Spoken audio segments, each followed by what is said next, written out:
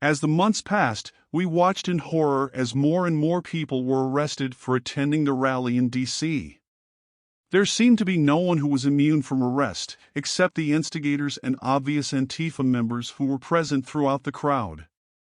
Grandmothers, elderly, veterans, off-duty police officers, all arrested for exercising their freedom of speech. At this writing, over 900 people have been arrested so far. This added to Matt's worry. It was more than clear that the DOJ was going to continue their witch hunt and stop at nothing to make examples out of these people who truly didn't believe they had done anything wrong. There were definitely people there who were out of line.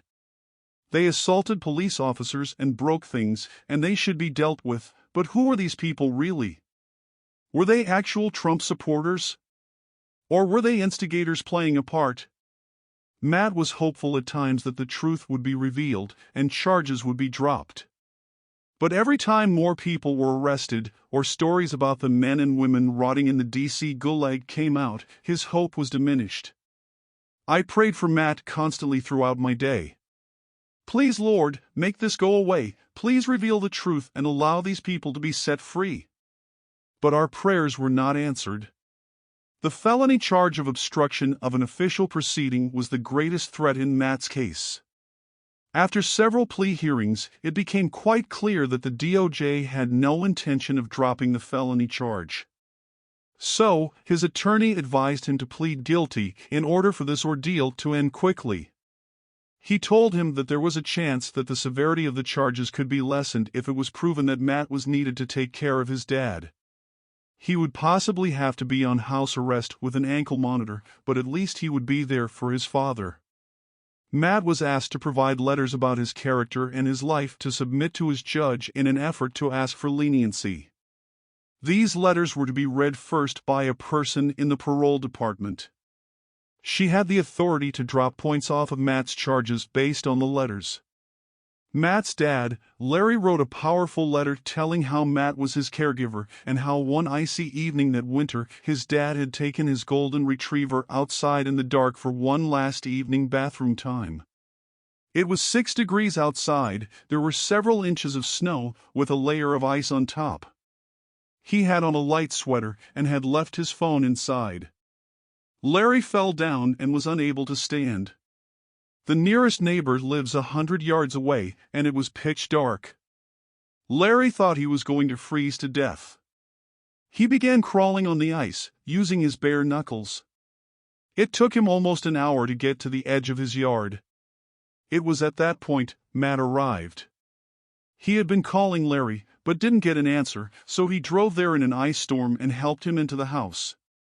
Also included with the letter was a letter from Larry's doctor, which confirmed the need for assistance and the severity of Larry's deteriorating health.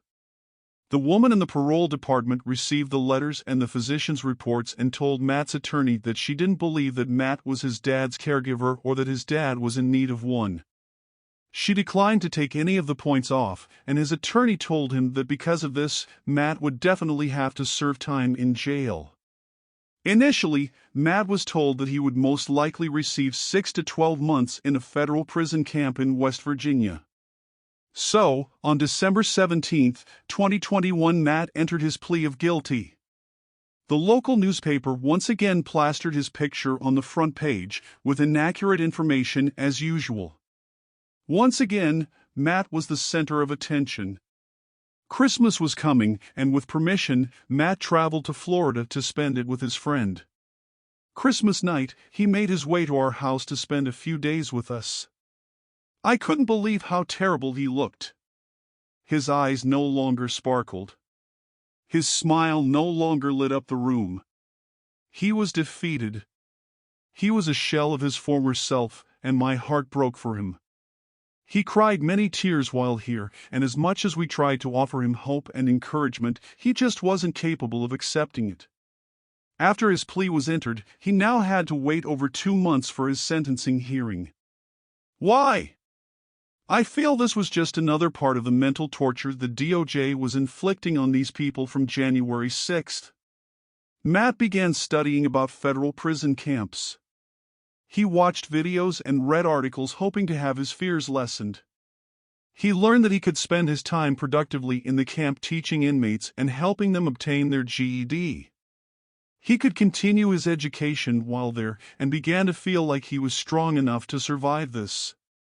I told him constantly that the time will pass quickly and he will come away from this stronger and more successful than he ever thought.